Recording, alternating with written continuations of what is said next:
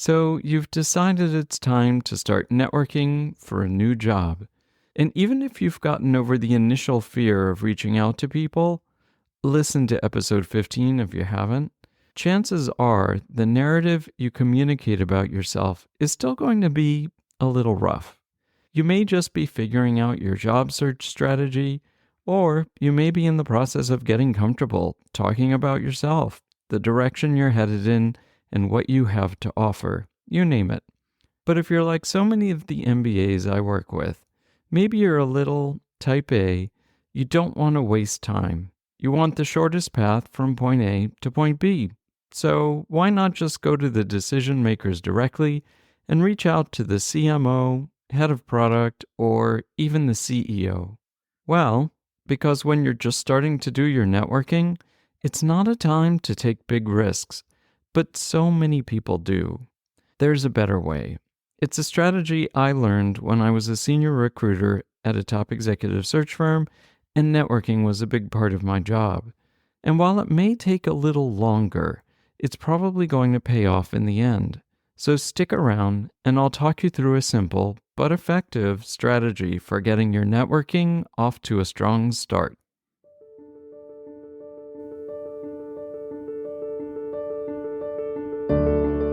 I'm Doug Lester, an executive coach and career strategist to MBAs and ambitious professionals.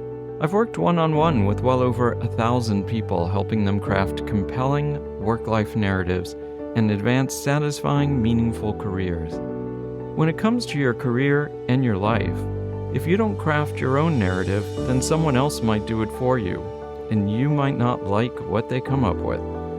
So let's work together on your narrative now. When I was an executive recruiter and I had to start networking to find the best candidates for a client's search, things were always a little rough at the beginning. I definitely wasn't as smooth as I was going to be towards the end of the networking phase when it came to talking about the client, the role, and the firm's strategy for identifying well-qualified candidates.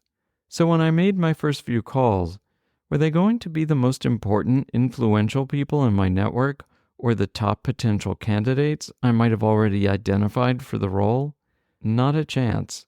I started by calling the people I knew really well and felt comfortable with. People who wouldn't be turned off if I wasn't crystal clear in my thinking, my delivery, or both. People I knew would help me get there. Not the kind of people whose time was so precious that I needed to be at my sharpest from the moment we said hello.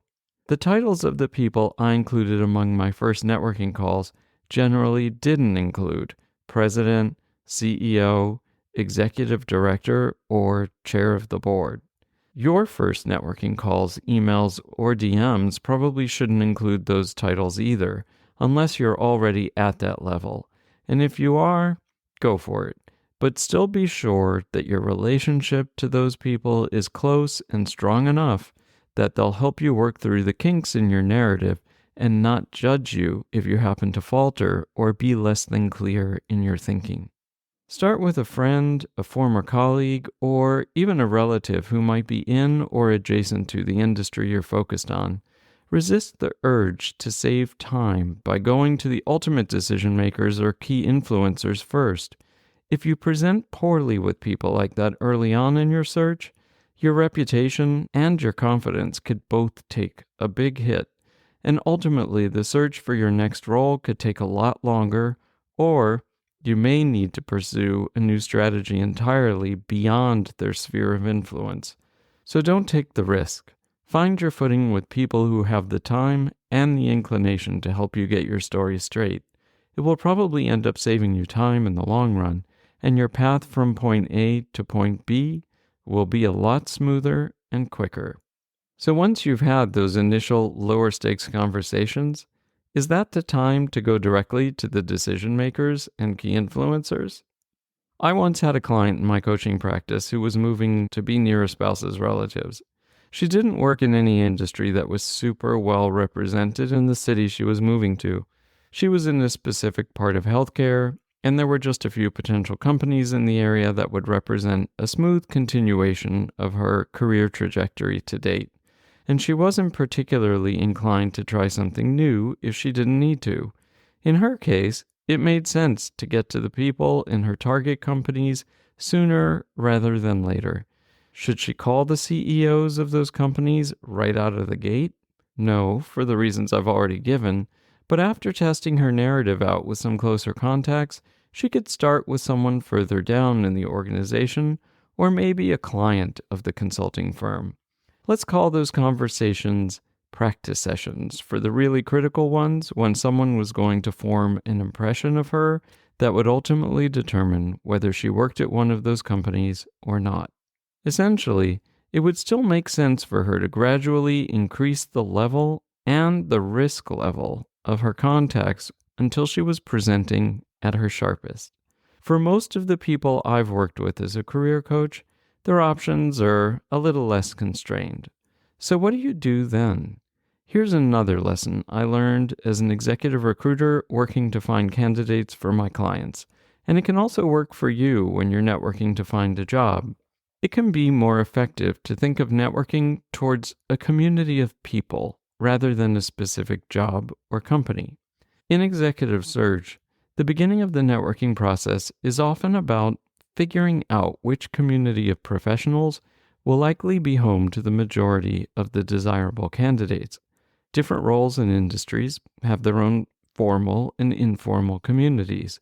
You can think of it as ranging from the most obvious, which would be people currently working in the same company together, to slightly less obvious collections of people like the dispersed alumni of a company or the members of a professional association, or people who tend to frequent the same conferences. The people in these communities tend to know each other. They either know each other on a personal level, or they often know each other by reputation. This approach might seem counterintuitive and less than direct. You ultimately want to get a specific job in a specific company, right? But when I was an executive recruiter, I knew I didn't want to narrow my search prematurely. If I had a limited list of potential sources and candidates and they didn't work out, my networking effort could grind to a premature halt. I knew I needed to reach out more broadly to ensure the success of my work and to ensure that I became exposed to people I or my firm might not have known about at the time. And if you're too focused in your search, you could also be seriously limiting your range of opportunities. You might never hear about some great roles or companies that weren't so obvious when you were just brainstorming options on your own. It's a big world out there with lots of opportunities, and you might never have considered some of them until you're exposed to them. If you'll indulge me, I'll tell you a personal story that I often share with my clients. When I was in marketing at Neutrogena, managing the facial skincare business, I made a lot of ads. This was in the early days of computer-generated graphics, and if something went wrong when we were filming an ad, yes, we used actual film, correcting the image was a painstaking and expensive process. Given that the ad shoot cost hundreds of thousands of dollars just for one day, I didn't have a lot of extra cash lying around to do image correction. So as the cost-conscious client sitting among the monitors just off the side of the soundstage, I was vigilantly looking for every imperfection, inconsistency, and out-of-place hair I could find. This was Neutrogena, and we shot our ads against a bright white background at the time. Things needed to be perfect. If they weren't, I tugged on the sleeve of my advertising agency account exec and made sure they were corrected. In the end, it would save me and my company a lot of money. It was at one of those shoots that my account exec turned to me and said, "You know, Doug, you're pretty good at spotting these issues and imperfections." And I replied without much thought, "Yeah, I think I am. If only someone would pay me to do it as a full-time job." I was joking, but my account exec didn't laugh. She replied pretty seriously, "You know, that is a job. There are a lot of shoots where there's someone on set whose job is to look for the imperfections and inconsistencies." It was a revelation. There was a role out there in the world I had never stopped to consider might exist. And there might be jobs and companies and opportunities out there for you that might be perfect for you, but you just don't know that they exist. And you won't know they exist if you do a little brainstorming on your own and then find the shortest path from point A to point B in your networking. So give yourself some time. Network around a community of people who might have been exposed to jobs and companies you never knew existed. It might open up whole new worlds for you. So when you start networking for a job, or maybe you already have and you feel like you're running into a brick wall, take a step back. Resist the urge to go straight to the decision makers and key influencers. Get your story or your narrative straight first and get more comfortable sharing it. And remember to take a reasonably broad approach. Think of your networking as targeting a community of people as opposed to just individuals or specific companies. You may just find the perfect or almost perfect role and company, ones you never knew existed.